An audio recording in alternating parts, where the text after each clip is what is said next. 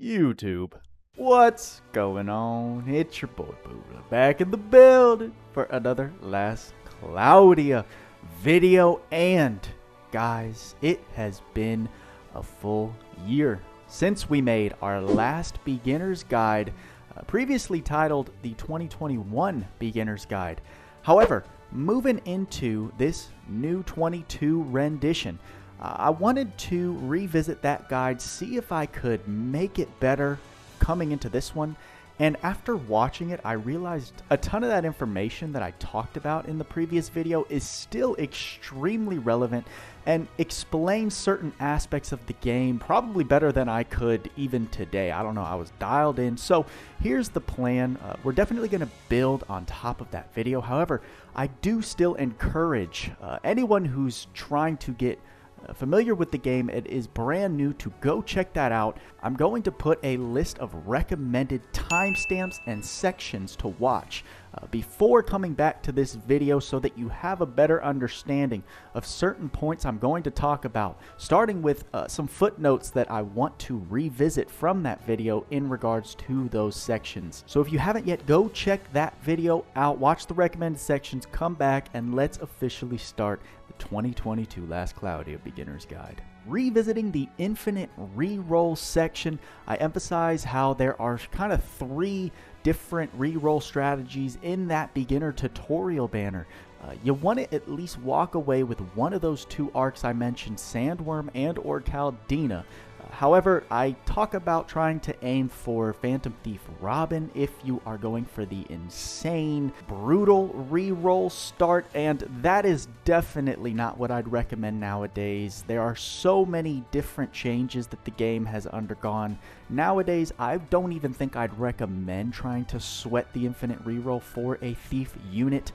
With how you can build units with different events that have different material grinds available, I think it's very much unnecessary to really try and start the game with a thief unit. Rather, just let it come to you in an off-banner pull as you continue to play and understand the game. The second section that I talk about is where to start in the game, and I briefly bring up pushing story on the world map, yes. And while this is still extremely relevant, I wouldn't change telling anyone this. I just want to emphasize that pushing story is about the most important thing you can do as quickly as possible as your units will allow, because it just unlocks so many different features that are very essential for getting your account going and getting an overall understanding of how you should play the game, including your blue and red soul spots, including unlocking arena, and just different other map stages, pieces of equipment you can get from town shops. It's all just extremely important to push story on your downtime whenever you can, so you can unlock those essential things that much more quickly. In the spend your crystals section, I talk about a couple different things, like making sure do not be shy to unlock all of your conquer slots, unlock all of your tour slots, and max out your friend list as quickly as possible so you can start racking in those friend points. And while all of that is still the exact same, I just want to bring up that I think I mentioned recommending 20 hours on your conquer time.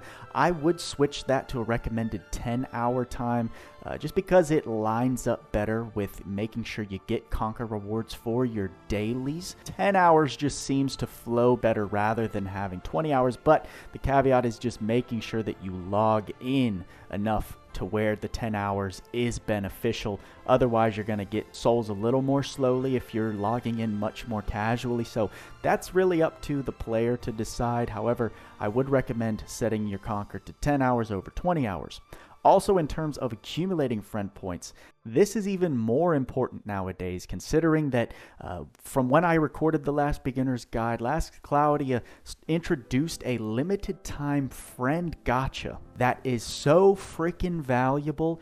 Just accumulating as many friend points, hoarding them for when this limited time friend point gacha rolls around, and dumping all of them into that can just speed up your account material acquisition in so many areas by so much. And lastly, talking about the final section, using your resources specifically your online links to certain websites, to different social media platforms, in order to stay on top of the Last Cloudia news and talk about it with the community, find out best strategies. All of those links will be updated in this video. From the last time I recorded the beginner's guide, we didn't even have as much as we do now, so make sure to check the description for those links depending on what types of information you're looking for. Without further ado, let's jump in game, because it's time to kick off the continuation of last year's beginner's guide in 2022. You know, your boy Buddha created a free-to-play alt account recently at the start of the 3rd year anniversary. We're now at the tail end, specifically so I could reinforce some of the ideas, some of the strategies I'm going to introduce in this video, starting with talking about some more features in the home screen. So you watched the last video, the part 1 beginner's guide. You got familiar with some things like the stamina system, the blue-red souls, the event orbs, where to find certain game modes in the home screen. But what I didn't talk about much is kind of what I'm covering here. Arena, right? We've yet to really have a complex arena guide posted by anyone in the Last Cloudia community. I know hopefully there will be some released in the near future, probably not from your boy, just because I've come to the conclusion, talking with our boy Tweaks, that arena's a difficult topic to make a guide on because it's ever evolving, right? One unit, even an arc, can come out that changes the dynamic of arena completely, and then your guide just isn't as useful as it was when you posted it. So here I just want to give very quick and what I think will be universally helpful tips in arena. It's probably the most you're going to get from your boy. So when you're pushing story, you do have to get to a certain point. I can't remember when it was. Once you unlock it, I encourage you to start doing arena immediately. You might say, Buddha, I don't even have anything built. How am I going to win any battles? Well, luckily, when you're just starting arena, I was reminded that you literally don't need anything to get some wins under your belt. Basically, I was just starting off with Roland and the 3 main characters, and I was auto-attacking my way to victory because that's just where the skill level is when you start arena. The reason it's so important to start this ASAP is so you can start accumulating your arena points. And then if we jump into the trading space, will allow you to buy the formation spell render. Formations play a huge role in Last Cloudia's arena game mode because it gives you certain benefits. Now, I'm not going to get into the nitty-gritty details of this. Just know you'll want to get 6 wins in order to get 50 points daily, right? After 10 days of doing that, you will have 500 arena points. You could buy spell render, and just by including spell render in your attack formation, I promise your arena experience is going to change dramatically. What's also exciting is that 50 points does scale up to 200 if you start during one of the arena promotion events that happen at a limited time throughout the year, multiple times throughout the year. When the 3-year anniversary started, we were able to get 200 points per day. Basically, everything is just multiplied by 4. So with that math, instead of it taking 10 days of grinding 50 points a day, I was able to get spell render in 3 days, which just transformed my arena experience with the team that you can see is not even built in terms of like meta end game arena. And now it's just very, very easy if we jump into the map. It doesn't even matter who I'm taking on. Just giving you a glimpse of what spell render does. It's basically going to allow my units to start off with skill stocks, which is extremely important. Shoot an S3 out and everything just starts dying. Jump into an S2. That shift Roland's going to die. We've got some S1s to clear the board. And then we've got even more stocks to keep on destroying the enemies until it's not even a worry, right? So spell render is extremely important to get for your arena team, and I encourage you to start pushing arena as soon as you can. Some other milestones to note in terms of arena, you will want to try and push to the max rank possible, the final tier, which is Gold 1, specifically Super Gold 1. There's 2 leagues in arena. As you can see, I'm in the initial one.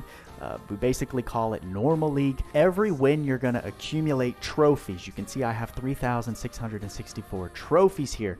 You're going to need to get to 10,000 trophies in order to ascend to Super League in arena, and then you'll have to get to another 8,800 trophies to get to what's called Super Gold 1, giving you the max daily reward for getting your 2 or your 5 stars after accumulating arena wins. This is going to amount to, I believe, 80,000 blue souls, 20,000 red souls, and 20 mother souls, which is kind of the main goal here.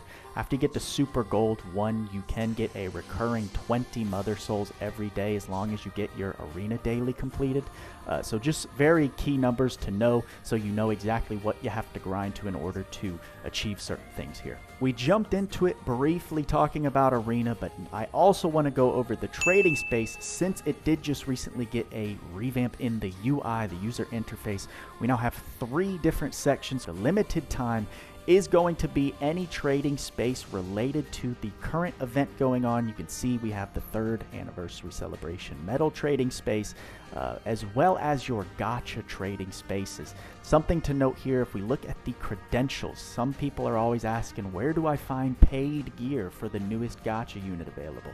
That's going to be found in your trading space in these credential shops, but keep in mind that credentials can only be acquired by using paid gems in the paid gachas. So once you get those, you can buy the paid gear immediately upon release here. Also know that they did announce paid gear will be available in the Crimson Ore shop, which we can find in the permanent section here after 6 months of a unit's first release. One of the main sources of acquiring Crimson Ore is by pulling duplicates of arcs that you already have at 100% arc ether from the gacha. That's going to be your fastest source of acquisition here. So if you are just starving for one of these paid gear, you'll want to get it for your favorite unit. There is a free-to-play way to guarantee yourself that now. However, I've talked about it before. I'm not going to talk about it in this video, but I would just not recommend using Crimson Ore on any paid gear. Just wanted to mention that it is available in the permanent section, free to play after 6 months. Piggybacking off of that, you can see further in the permanent section, we have our arena point trading space, our friend point trading space, multiplayer coin, which you will accumulate by doing multiplayer stages, a feature that was added after the beginner's guide that we saw last year. Tower of Trials, a recurring game mode that comes back monthly. Trials of the Summon Beast and Beast Anima, also 2 events that do return monthly, go away, come back in that same format. And then finally, the 3rd section is Chronicles. This is going to be the trading space related to the Chronicles event tab, which is basically just taking old events, old limited time events, and now they are permanent in this new Chronicles tab. Last Cloudia did replace the Super Boss event tab with Chronicles in order to solidify old events, make them a permanently accessible in the game for rewards that maybe if you didn't start day 1 you weren't able to get until now. This will be updated regularly, so we'll just have to wait to see this get fleshed out more, but just know that is what the Chronicles trading space entails. Next, I want to build further upon understanding something I brought up in the part 1 guide, and that is focusing on 1 unit at a time. Why do we want to do that? I can show you on this free-to-play alt account. We have 1 unit that you can tell is built more than every other character that I've been able to pull so far. Shift Roland, right? We have definitely shown him all the love on this free-to-play alt account. We got him at the max level, we got his board unlocked, we got him awakened, we got his SC pool maxed out. While focusing on 1 unit is obviously still something I recommend highly, I want to talk further about a unit's potential. What makes a unit become stronger and stronger? And in order to do that, I've come up with somewhat of a potential allocation because we know there are multiple parts to building a unit, and some beginners get stuck and say, hey, my unit's just not dealing any damage and it's usually very easy to identify why, if there are certain pieces of a unit they haven't worked on much or haven't put a lot of focus into. I've come up with a percentage allocation. So if a unit is functioning at end game 100%, all the pieces of the puzzle are making the unit perform at that level. Why are they able to, and what's making them stand out? So don't take these numbers as completely mathematically correct and factual. It's more just to paint an image of what I would tell a player is most important when building a character. So starting top down, I would say a unit's going to get at minimum 50% of their overall potential from the ability board. If you've watched any videos prior to this, you've probably heard me talk about it. The ability board is by far where most of a unit's potential is. You can work on everything else that a character has to offer, their level above, their awakening, their equipment, and you will still never be more than 50% performance without unlocking their full ability board. Taught skills, I gave 25% potential allocation to. It's definitely the second most important thing you can do to achieve a unit's max potential by unlocking the SC pool to a total of 90, and then plus however many duplicates you're able to get of the unit or prisms we can grind from events. Unlocking the SC pool and then teaching them relevant skills to build upon their already base kit is going to probably get you to around 3/4 of what a unit has to offer. After that, I gave equipment actually 15% of the potential.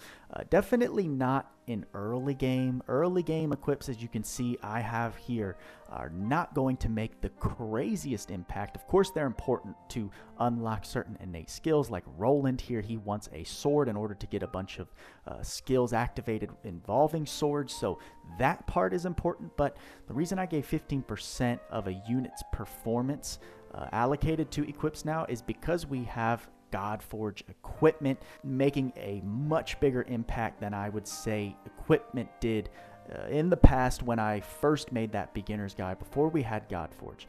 Now that we have swords and weapons that are given 20, 30, even 40% extra damage on top of the unit, that's just an enormous impact. I can't take that away, but I still wouldn't put it above taught skills and the innate ability board. Which leaves us with only 10% of a unit's capability left, and I gave 5% to the actual level of the unit and 5% to the awakening level of the unit. This is where some people might disagree with me a lot. What I will say is, in terms of the level of the unit, why that's important is because you can't 5-star a unit without getting it to level 100 first. So yes, you can maybe give some more brownie points and importance to the actual level of the unit, but I would say that that's not directly impacting the performance of the unit. The level is just a gateway to then unlock more of the ability board, which again is what I gave 50% of a unit's potential credit towards. So because the level still is an indirect way to increase a unit's performance like that, I still say it's just on the bottom end of what's going to make a unit perform better. The actual direct relation between a unit's level and their performance in game is just so much smaller than you would intuitively think. As well as the awakening, right? The first 4 levels are going to increase your stats as well as give you an extra level and more effects to their special ability here. However, again, in terms of how you're going to be using these units in battle, that's just so much less important than everything else we just talked about. I'm still going to keep it at that 5%, right? Your levels and your awakening stages, while they're usually the first thing people are thinking about in building units, they're definitely the least important in my personal opinion. So now that I've given you how I see units and where their potential lies, hopefully that helps new players refocus on what's important, right? Unlocking that ability board is always what I say is #1 priority, what you should be focusing on. That's going to be requiring these crystals, different crystallites, and when you get to the 5-star level, it's going to require the newly introduced mega clusters. I shouldn't say newly, but it's the newest stage of upgrading that we have that we've seen in the game. That's where you can start reprioritizing what you're doing in the game. Focus on the event that is currently occurring. Check the mission rewards. Make sure you're using your event orbs to get those mission rewards, as well as get the currency to trade out of the trading shops, right? These trading shops offer just a ton of materials in relation to the unit's ability board. Super duper important. Like, as a new account, I would highly encourage you to focus on buying ability board materials over the unique things like these different accessories and whatnot. Unless someone is advising you on something that's just not skippable, you should definitely get it on your account sooner rather than later. I myself have been focused on getting ability board materials, as you can see, with this new account that's just about 20 days old. Something I didn't have in my script, but I guess I just will point out, as a new account, a new player, don't be afraid to miss out on some things that are available. Current events that are limited are not designed for you to be able to acquire everything that they're offering, right? Like all of this trade shop, if you're like, there's no way I can buy out everything in the amount of time, that's correct, and it's not designed to be that way as a brand new account. So don't be disappointed or discouraged if you are just not purchasing everything available in the shop, even though there's some great stuff in here. As you focus on your characters, you get one built up that helps you speed up the next building of a unit. Acquiring all of the event shop materials will happen naturally. But you just need some patience. Last Cloudia, as many will tell you, is a marathon. It is not meant for a player to just jump in and be able to do everything that's available at that point in time. So now that we've talked about building units and the basics of understanding what brings out their potential, I want to discuss certain terms, understanding common terms, phrases, acronyms that you're going to see in a lot of discussions about Last Cloudia. This first one is not unique to the game, but I still want to bring it up, and that is DPS, which stands for damage per second. Why do we bring that up? Because there's also two acronyms you see thrown out a lot. That is PDPS and MDPS. I get the occasional question, what does that mean? Well, the first stands for physical DPS, and the next one stands for magic DPS. And these terms are typically how we identify certain units and their roles. Your PDPS are going to be units that have more skills encouraging their physical damage dealing versus your MDPS that are going to encourage their magic damage dealing, commonly referred to as mages. All units have access to physical DPS and magic DPS and other roles in the game, depending on how you want to build them. So let's break down what each one of these means and what they relate to. Starting with your PDPS, this is going to refer to two things, that being the unit's skills and their regular attacks. Their skills we can see in the abilities tab, which is another interchangeable word for skills. You'll notice in Last Cloudia there's a lot of interchangeable words and ways to refer to certain things, leading to a lot of confusion, but unfortunately that is just the nature of this game. So in terms of skills of a unit, we have the S1, S2, and S3. So specifically, your skills only refer to these first three referenced skills we can see.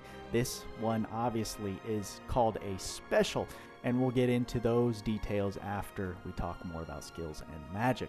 Physical attacks also include the regular attack, which we will talk about more when we move into the in-battle UI tips and tricks section of the video. But that is the big red button that also acts as your movement control stick, also referred to as normal attacks and sometimes auto attacks. Magic is going to be anything that is castable through the magic menu in battle, but there are different types of magic. Obviously, MDPS or magic DPS is going to refer to magic spells or magic skills that deal damage to enemies. Things like Galaxy, you can see light attack against all enemies. because it is a magic spell. That is what is considered magic attack. However, we also have healing magic in the game. This is going to be anything that activates some sort of healing from the magic menu. And then we have support magic, which is anything that's not healing or attack magic. Things like stat lowering in this magic spell here, Lostoma, Shift Roland's unique magic ability, Trance.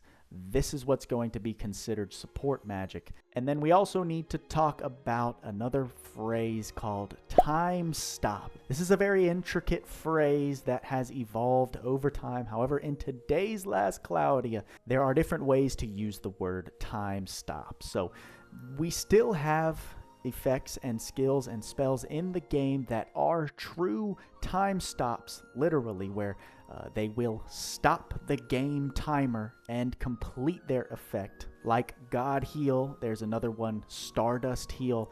As soon as this spell activates, like I said, it will stop time, everyone will be healed, or the effect will occur as intended, and then the timer will resume in battle. Then you have these different spells that have a giant TS with some sort of cancel mark behind them. What this is now turned into is what's called non-stackable magic.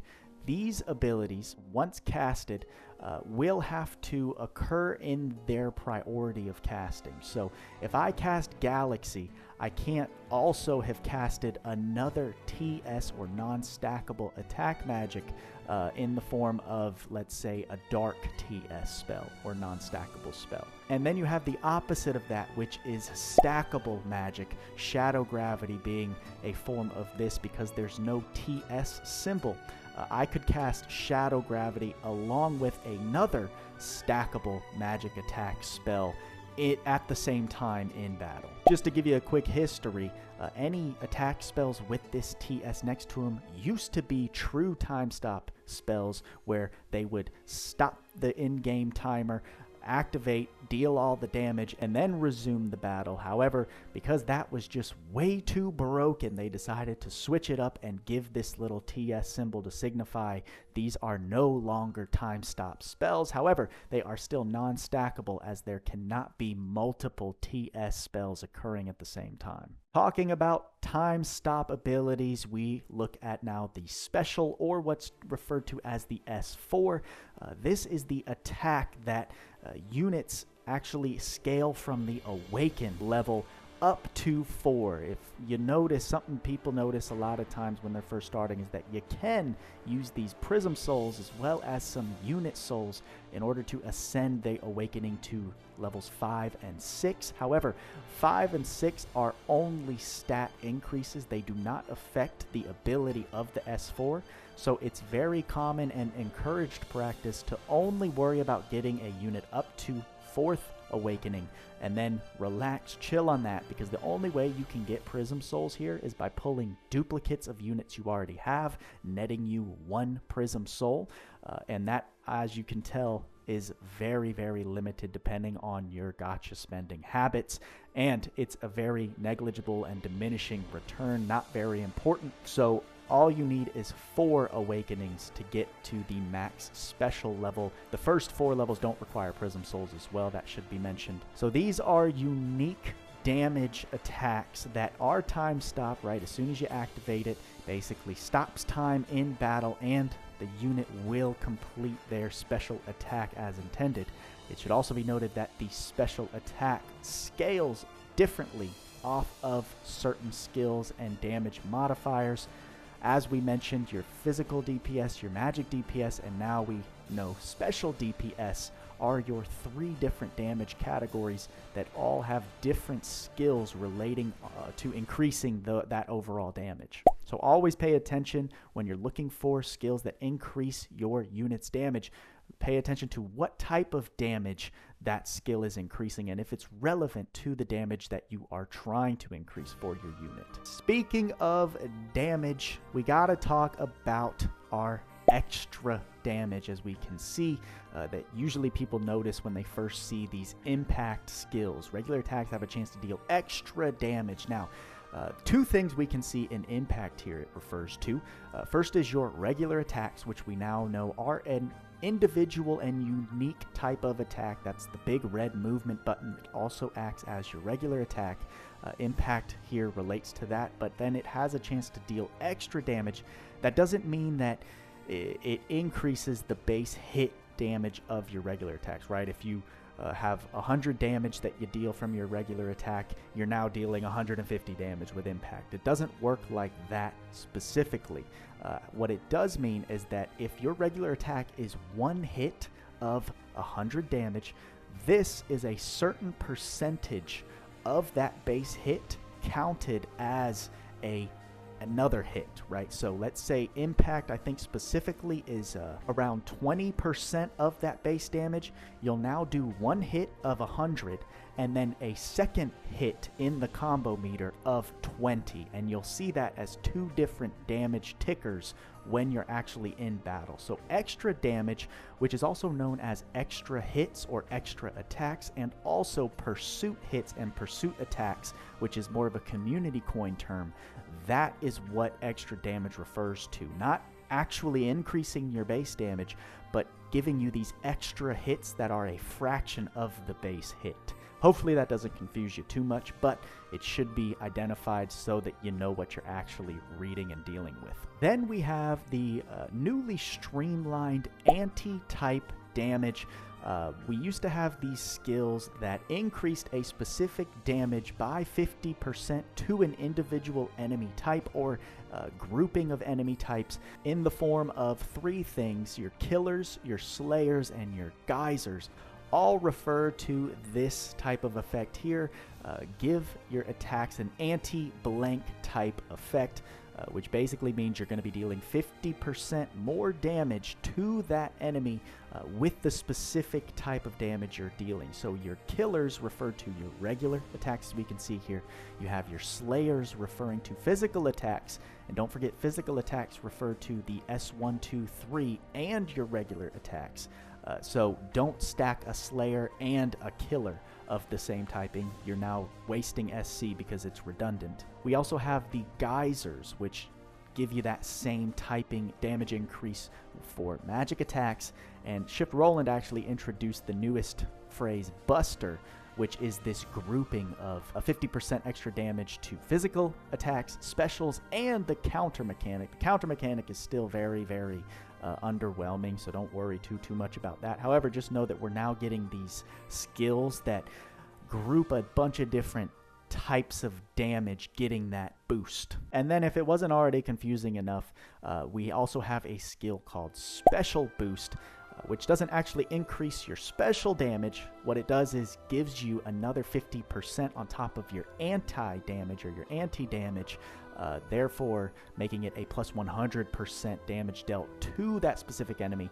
And this isn't extra damage. This is an actual multiplier to your base damage. So just keep that in mind as I'm trying to explain this. I know it can get confusing with the exact words I'm saying, but this is multiplicative into your base damage, whereas if you see specific skills that say extra damage or extra hits, that's referring to a fraction of the base hit that counts as an extra hit. Moving back to some terms related to the actual units, you'll hear a lot of people talk about shift forms, as you heard me talk about Shift Roland here. It's because this Roland is not the original version of this character we've seen in the game. I believe in 2020 we got the OG Roland as the first form of a unit is called, and this 3rd year anniversary we got this new form of Roland. Now, this is what's considered a shift form because it's a version of the character released after the original version. You can only use one of these at a time. Unfortunately, I don't have a shift. I don't have two forms of a character on this account, but if I did, in the top left corner where my mouse is, you would see two portraits. We even have some characters with 3 shifts, and you can swap between them. Only one can be active at a time. And what's cool about them is they share a couple of things. First off, they share any manually taught skills from arcs between all forms, so you don't have to reteach shift forms the same skills.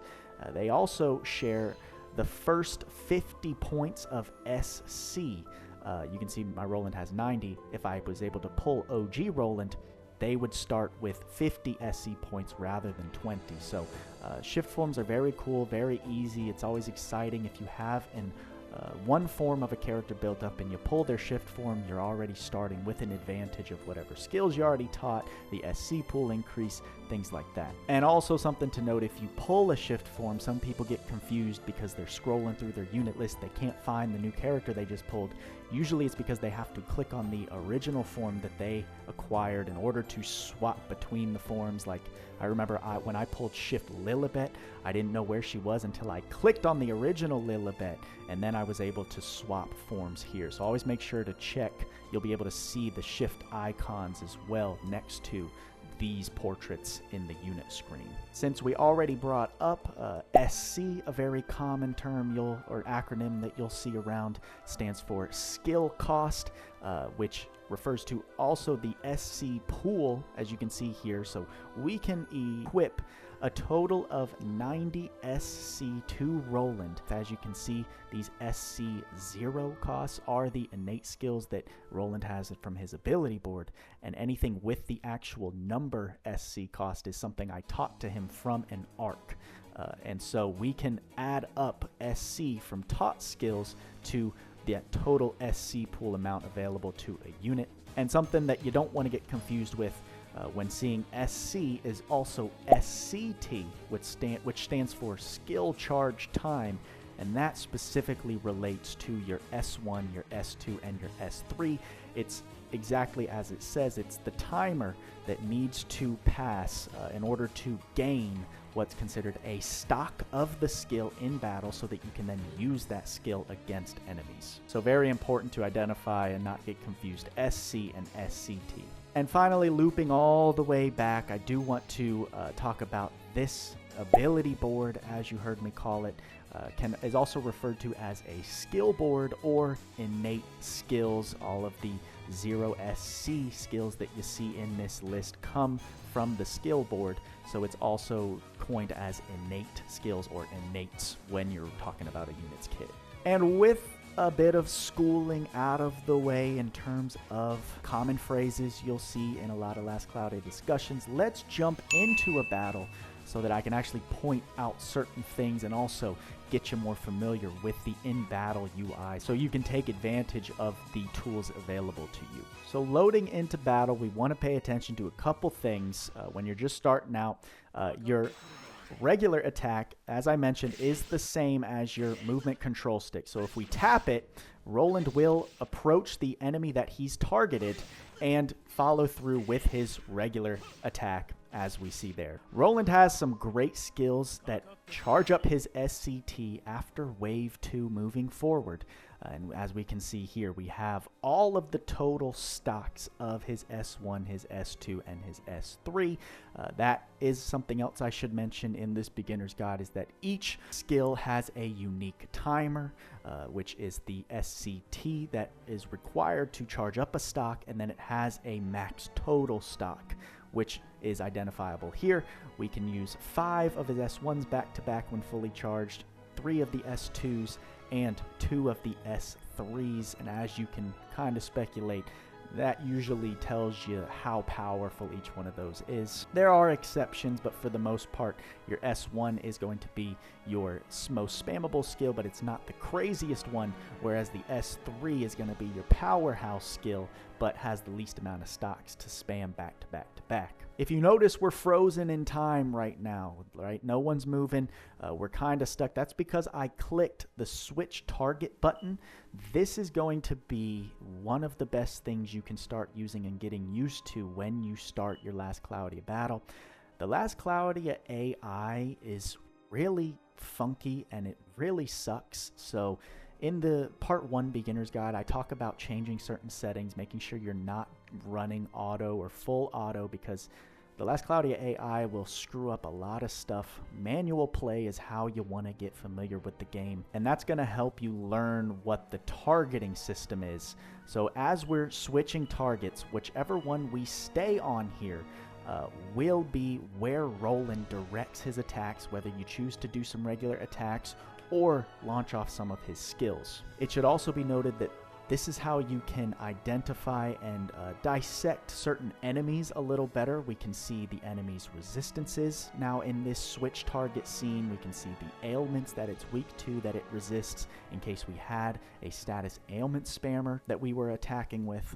And we can see the typing, which remember, we have these anti-type damage boosters, so very useful to know the typing of the enemy when we want to take advantage of that monstrous damage boost. I didn't talk about it much, but when we were reading the skills in the unit interface, the S1, 2, and 3, it told us that Roland attacks with the light element.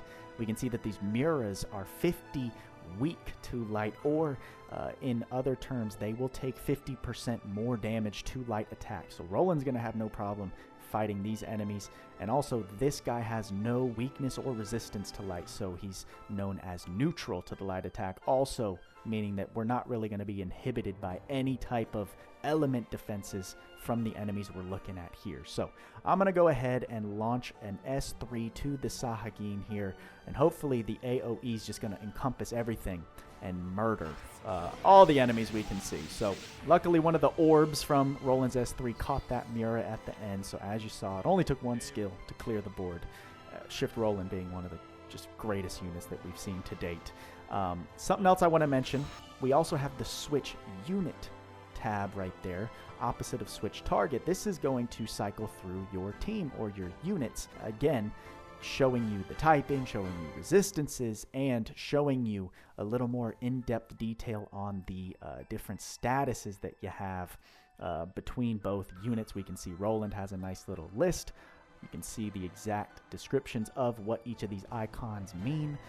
And also, if I wanted to see even more details on a unit, you can go to the top right in the menu tab and click actually on each one of these units to see all the information that we saw in the switch unit tab, but also the traits and their exact effects, as well as the skills and skills that we get from the ability board. So very, very useful to know if you're trying to dissect and identify what's exactly making a unit do what. You can also see the stats at any given point in time, and things like the missions if you're trying to determine which ones you need to do for that certain quest. So very, very good feature if you want to dissect your units a little more and understand what's going on in battle real time. And the last thing I want to mention when we're talking about in battle tips is that when you're talking about casting magic, now we know Gorm has a magic spell. If I switch to him, click on the magic menu, I have Shadow Wall available.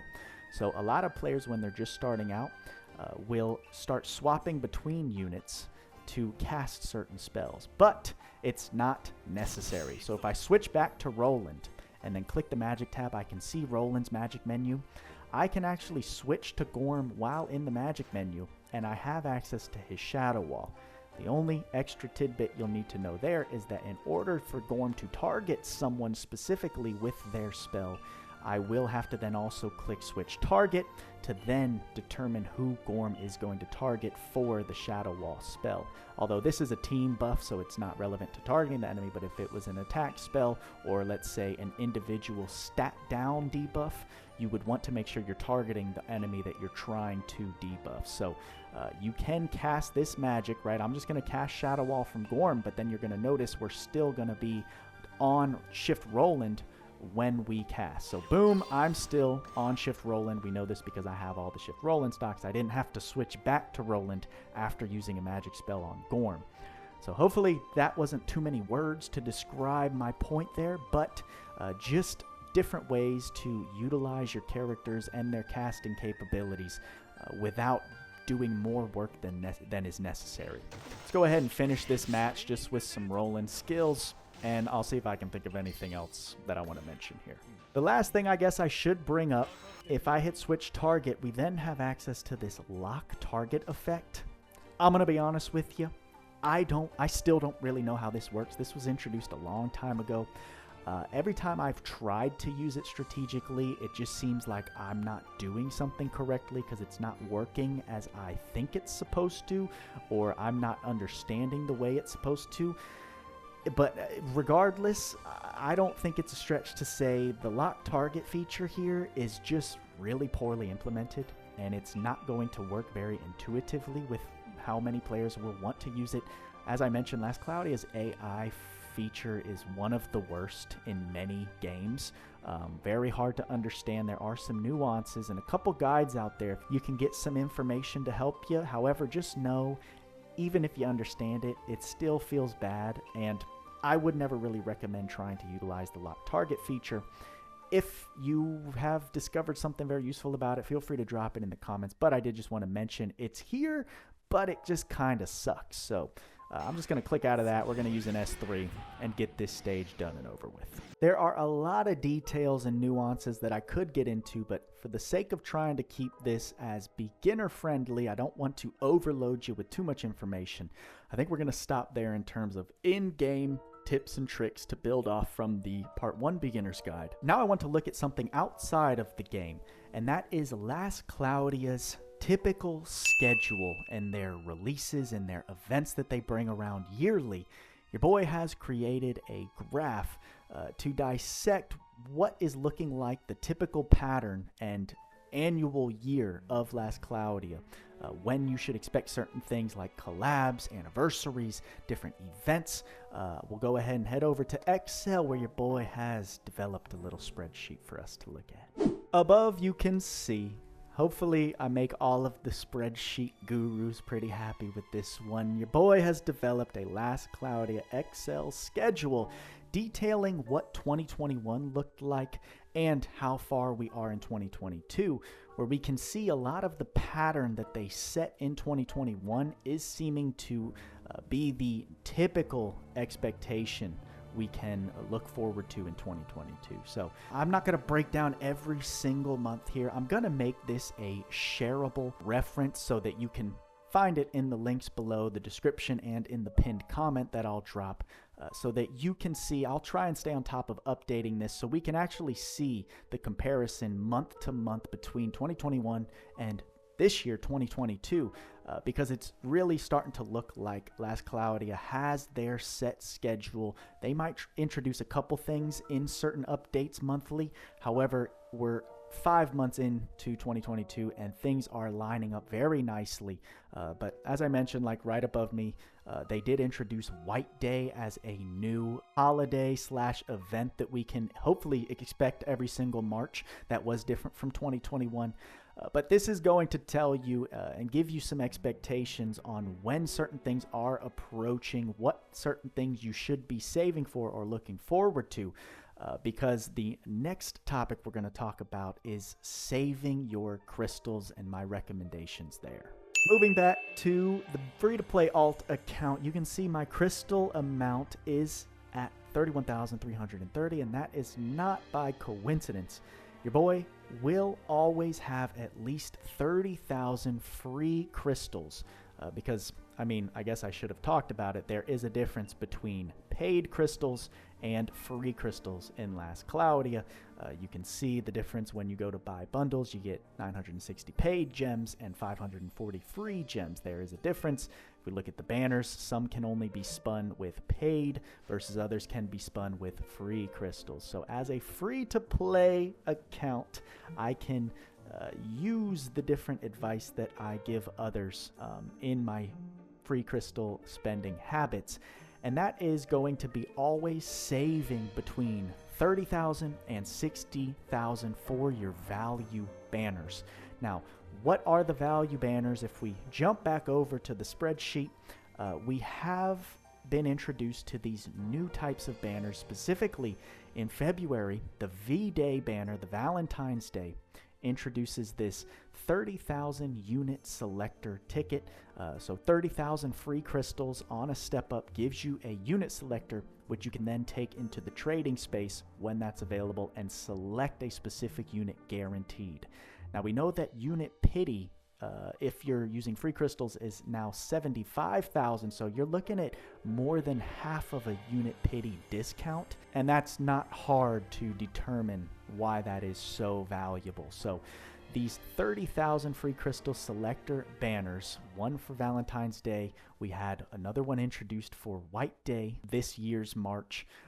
Another one occurred, I believe it was in June. There was this story update. That's when Loug Zeus released, and that also gave us a 30,000 free crystal DOH unit selector. For those of you who don't know, DOH stands for Descent of Heroes, which are Last Cloudia's semi-limited units only added to more DOH banner pools 6 months after their initial release. A very, very valuable unit selector.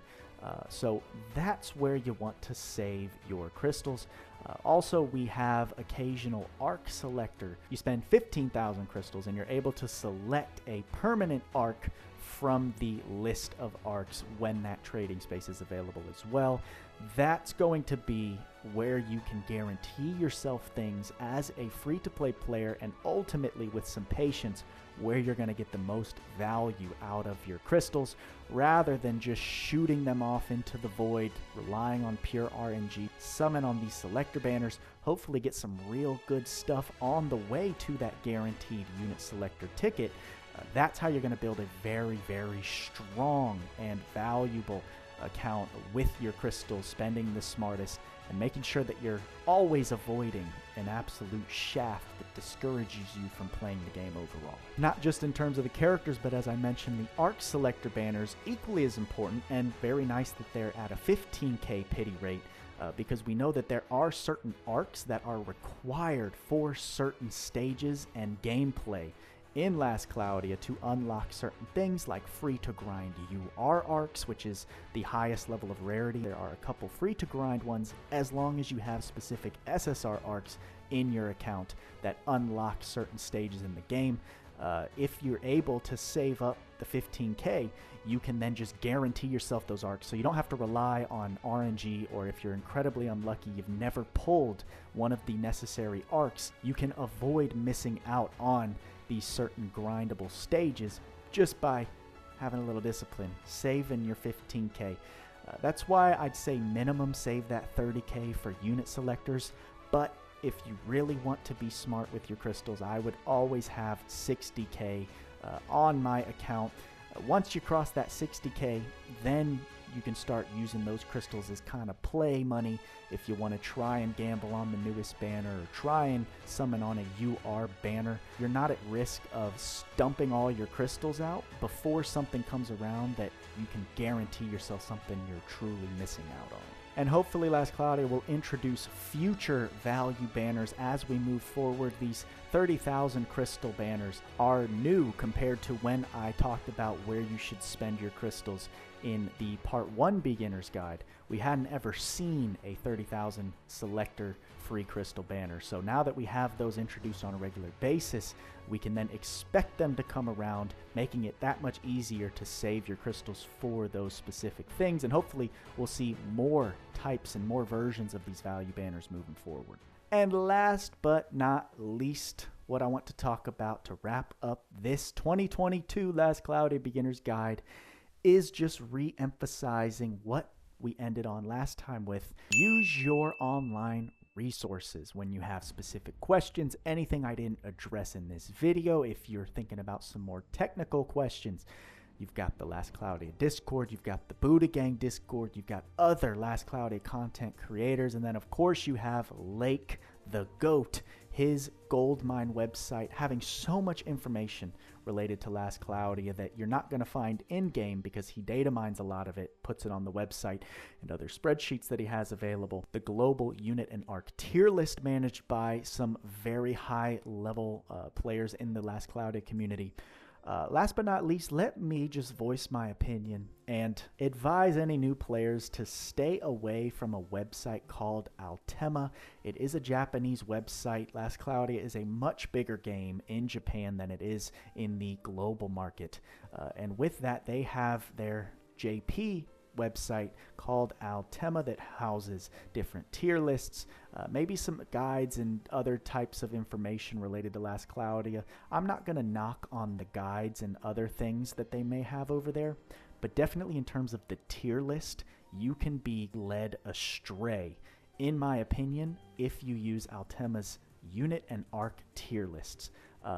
We know that they have a little bit of a marketing relationship with Adel and Last Cloudia, so There's just not a lot of honest information, especially when like a new unit or new arc releases in the game. You'll more likely than not get a false impression if you're using Altema as your trusted source. And that, again, that's just my opinion, not to knock them. I know Altema has a ton of different games that they manage, and they are a huge source for information on a bunch of different gacha games, but I say it as someone who has been misled by the website before, and I encourage anyone in the global market to stick with the global resources in order to understand the game that much better and that much more quickly. Wow, okay, I think I've covered as much information as I want to in this 2022 Beginner's Guide. We built off of the first one. All that information still very relevant in what I renamed the Beginner's Guide Part 1 for Last Cloudia on your boy's channel. And who knows what other updates we're going to get in the next year that'll gear us up for a third installment of Beginner's Guide. Hopefully we're still around making Last Cloudia content by then, but in the here and now, that's going to wrap up the 2022 highly anticipated Beginner's Guide. I know a lot of you have been patiently waiting for that from your boy. And let me just throw out the disclaimer. It's all my opinion. Play the game how you like. I'm not trying to discourage anyone from having fun the way that they do, but this is all just from your boy's perspective after probably over 18 months of playing. We've come a long way. You guys have been around for most of the journey, and I'm very, very excited to help out anyone looking to learn from your boy Booda. Just as I proposed last year, any other veterans, any other tips and tricks that you know of that you didn't hear me cover, drop it in the comments for any newbies to go down and read, continue to learn from. I always like to see some good discussion in the comments, all different types of opinions.